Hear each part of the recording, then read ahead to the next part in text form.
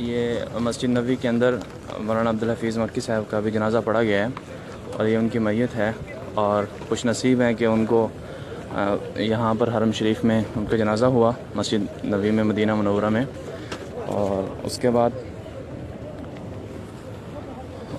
ابھی فجر کی نماز کے بعد ان کا جنازہ ہوا ہے، تو ابھی ان کو تدفین کے لیے جنت البقیع کی طرف لے کے جا رہے ہیں.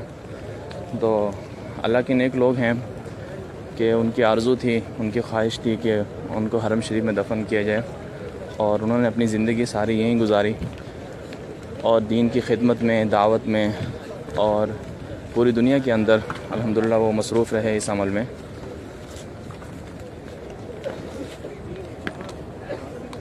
ایک بچے کی ہوئی نہیں؟ ہاں، ایک بچہ بھی ہے. اور سب سے بڑی بات یہ ہے کہ مسجد نبوی میں ہر نماز کے بعد تقریباً جنازے ہوتے ہیں، اور انسان اپنی موت سے اور زندگی سے جب یہ ایک نصیحت اور عبرت حاصل کرنا چاہے کہ دیکھا جائے تو انسان اکیلا ہی آتا ہے اور اکیلا ہی جاتا ہے. تو یہاں پر گمنامی کے اندر ہی انسان چلا جاتا ہے. اب یہاں پر روٹین یہ ہے کہ جس کا جنازہ ہوتا ہے تو اس کا نام نہیں لیا جاتا کہ کون صاحب ہیں، چاہے وہ دنیا کا رئیس ہی کیوں نہ ہو، چاہے وزیر اعظم ہی کیوں نہ ہو، نام نہیں لیا جاتا مسجد نبوی کے ممبر سے.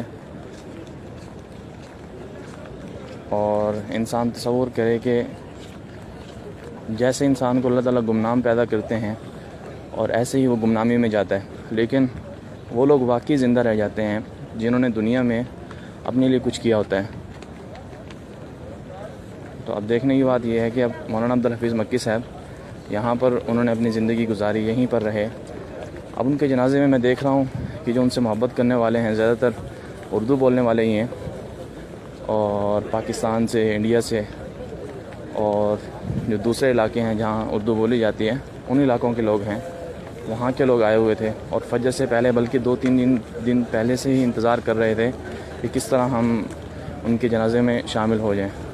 تو اب جیسے ہی جنازہ نکلا ہے تو مدینہ یونیورسٹی کے طلباء بھی ہیں، اور یہاں جو زائرین آئے ہوئے ہیں وہ بھی ہیں، اور پاکستان سے غالباً مولانا فضل الرحمان صاحب بھی تشریف لائے ہیں، اور مولانا احمد لدھیانوی صاحب بھی. تو یہ حضرات بھی تشریف لائے ہیں. اس وقت جنازے کو جنت البقیع کی طرف لے کے جایا جا رہا ہے. وتصفو الحياة بنور